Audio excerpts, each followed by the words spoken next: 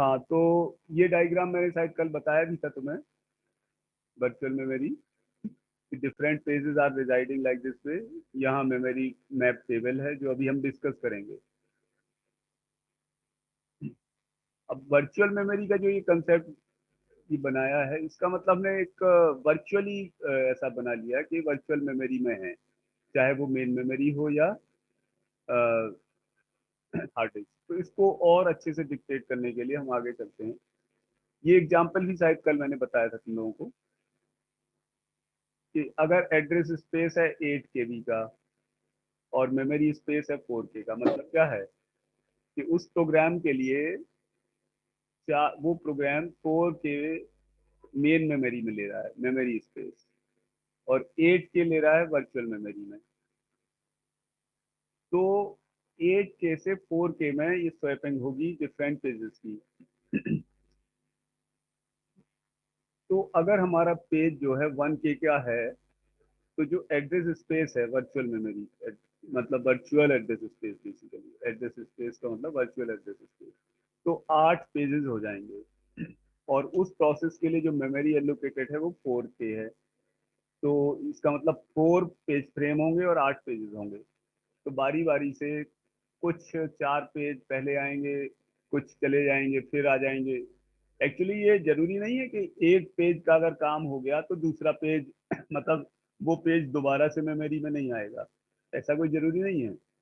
जैसे तुमने कोई सपोज डेटा स्ट्रक्चर का प्रोग्राम बनाया, लेट्स से लिंक लिस्ट का, तो अगर तुम किसी फंक्शन को बार बार कॉल कर रहे हो, अब बहुत लंबा चौड़ा प्रोग्राम है, और तुम्हारा जो फंक्शन के कोड हैं वो अगर किसी एक पर्टिकुलर पेज में है, तो जब जैसे जैसे प्रोग्राम रन होगा और जो जो दूसरे फंक्शन या मेन से जब जब उस फंक्शन को कॉल किया जाएगा, तब तब उस पेज को वर्चुअल मेमोरी से मेन मेमोरी में लाना पड़ेगा। I think idea is clear कि मैं क्या बताना चाह रहा हूँ। कि जितने भी पेजेस हैं, हर एक पेज में कोई ना कोई कोड होंगे प्रोग्राम के।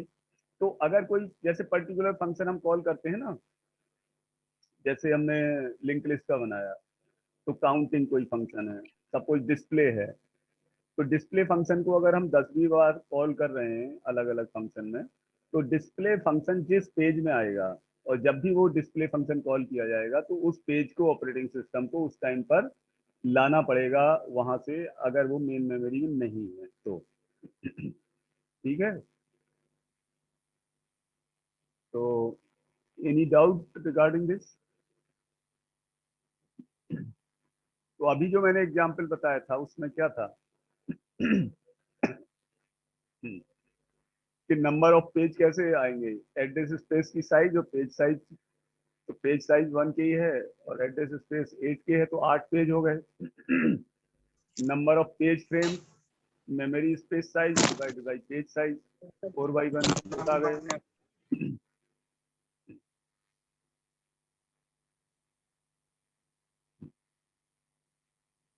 अब ये तो क्या है कि 4 पेजेस, 8 पेजेस और 4 फ्रेम्स आ गए।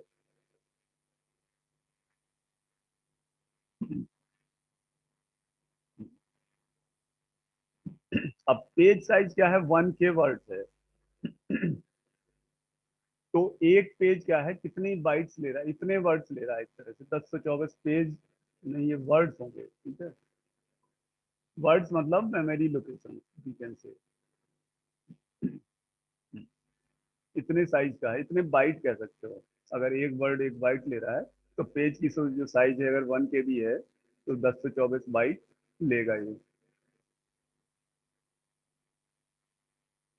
अब ये है, देखो जैसे page physical memory main memory में क्या होता है कि यहाँ पर किसी प्रोग्राम के करस्पॉन्डिंग पेज 0 पड़ा है, यहाँ पेज 2 पड़ा है, यहाँ पेज 1 पड़ा है, यहाँ पेज, जो हम एग्जाम्पल ले रहे हैं।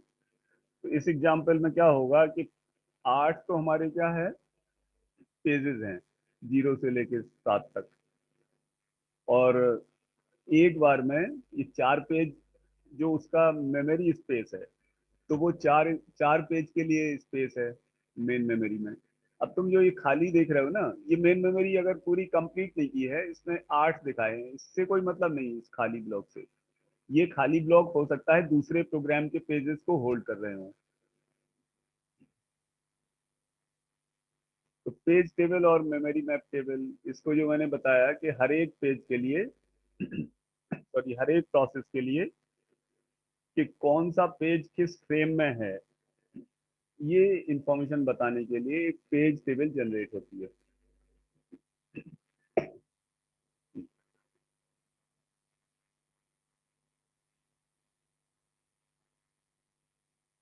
तो पेज टेबल को, अब ये है थोड़ा सा और अच्छा प्रोसेस, मतलब थोड़ा अच्छा डायग्राम।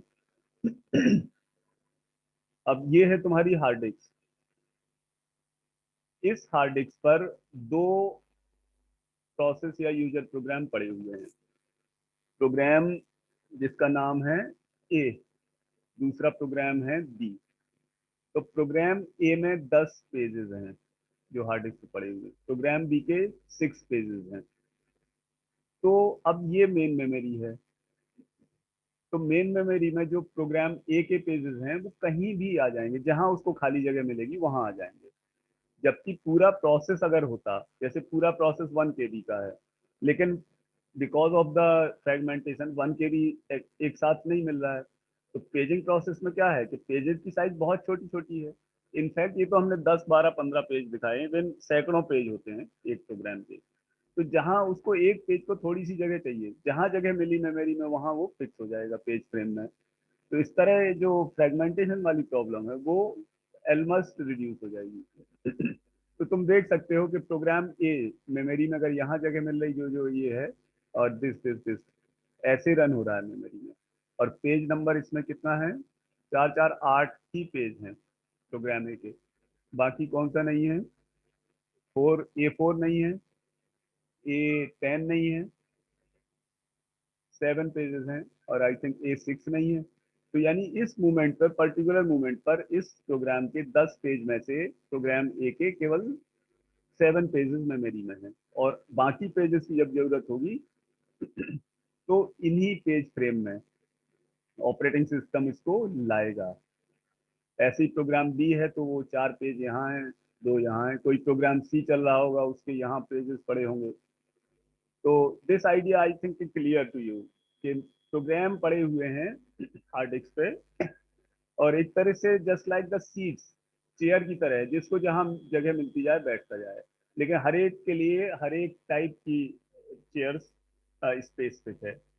जैसे सपोज करो कि स्टूडेंट के लिए चेयर लगी हुई है, विजिटर्स के लिए लगी हुई है, स्टाफ के लिए लगी हुई है। तो हर एक का एरिया रिजर्व है, और उस एरिया में जिसको जहां जगह मिलेगी वहां आता जाएगा। उसका भी क्राइटेरिया है decided by the operating system. लेकिन अभी हमको क्या है, इसको इतने डिटेल में जाना नहीं है, बहुत ज़्यादा डिटेल में, क्योंकि ये तुम हम पढ़ रहे हो ऑपरेटिंग सिस्टम। फिर जब हम कंप्यूटर आर्किटेक्चर पढ़ेंगे नेक्स्ट सेमेस्टर में, तब उसमें मैं और डिटेल में बताऊंगा। और अगर अभी टाइम मिलता है, ये 10 दिन जो बचे हुए हैं, तो I will continue the left over topic जिनको डिटेल में बताने की जरूरत है। तो सी दिस, इसको पढ़ डालो, एक बार रीड आउट कर लो, क्योंकि काफी कुछ तो मैं बता चुका हूँ जो लिखा हुआ है। हर एक प्रोसेस के लिए एक सेपरेट पेज टेबल होती है। मेन मेमोरी में कोई भी पेज कहीं भी लोकेटेड होता है।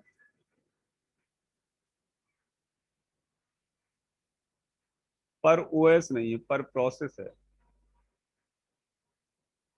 एक प्रोसेस के लिए एक टेबल।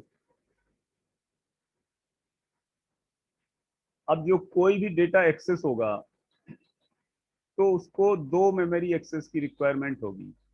पहले तो जाएगा कंट्रोल पेज टेबल पर, और उसके बाद वो कंट्रोल जाएगा, पहले पेज टेबल पे देखेगा, और दूसरा फिर पेज टेबल से इंफॉर्मेशन मिलेगा कि कहाँ से, किस मेमोरी से पेज को किस फ्रेम में लोड करना है। अब फॉर ए सिंपल एग्जांपल, अच्छा ये तुम लोग कंटिन्यूस ऐड होते रहते हो, ये what's the problem with you, why all of you are not getting connected yourself at the proper time. तो सी दिस एग्जांपल, इसमें क्या है,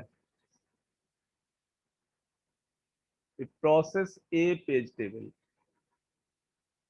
अब ये देख रहे हो, ये है फ्रेम नंबर, लेफ्ट में लिखा है फ्रेम नंबर, और उन फ्रेम नंबर में कौन सा पेज नंबर आ रहा है वो है। तो ये कोई जरूरी नहीं कि फ्रेम नंबर जो है उसी में पेज नंबर वो आए। जैसे यहाँ देख सकते हो कि प्रोसेस सी है और फ्रेम नंबर 0 1 2 3 है, तो 0 में पेज नंबर 7 है, 1 में पेज नंबर 8 है। ये पूरी पेज टेबल नहीं है, मतलब एक part of the page table लिया है। प्रोसेस डी है, उसकी पेज टेबल ये है।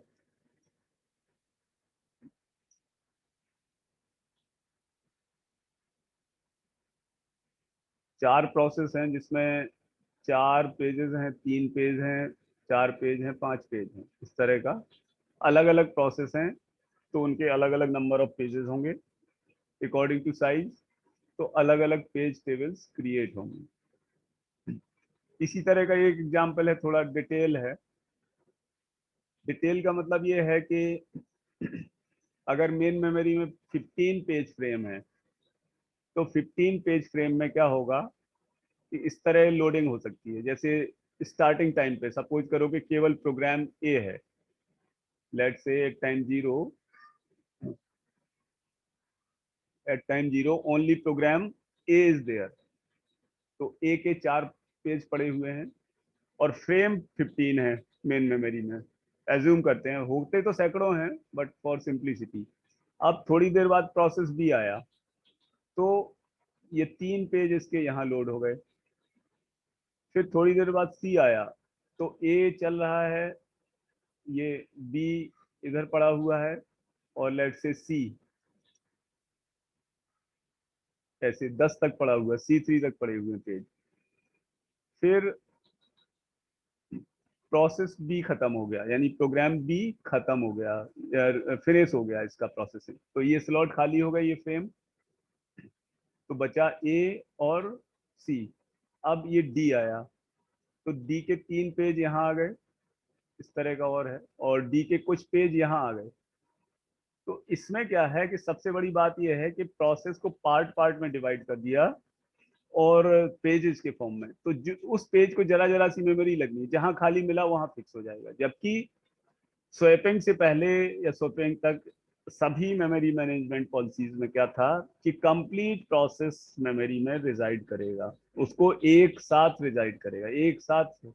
इसमें पेजिंग में ऐसा नहीं है, प्रोसेस के पार्ट्स हैं पेजेस के फॉर्म में। और देखो, तुम देख सकते हो कि ए के 3 पेज यहाँ पड़े हैं 4, फिर डी के 3 यहाँ पड़े हैं, सी के 3 पड़े हैं, फिर सी का पड़ा है, फिर डी के इधर पड़े हैं। जिस पेज को जहां जिस फ्रेम में जगह मिलेगी वहां वो रन करेगा।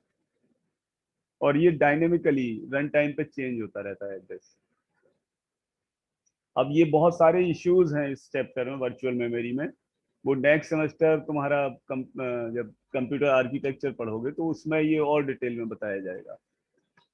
तो बेटर है कि सब ऑपरेटिंग सिस्टम को बहुत अच्छे से पढ़ो, जिससे कंप्यूटर आर्किटेक्चर में इसका यूज आएगा, जिससे तुम और अच्छे से उसको आगे समझ सको। ये वही सिंपल प्रोसेस है कि प्रोसेस 1 का वर्चुअल एड्रेस स्पेस है, प्रोसेस 2 का वर्चुअल एड्रेस स्पेस है, ये रैम है।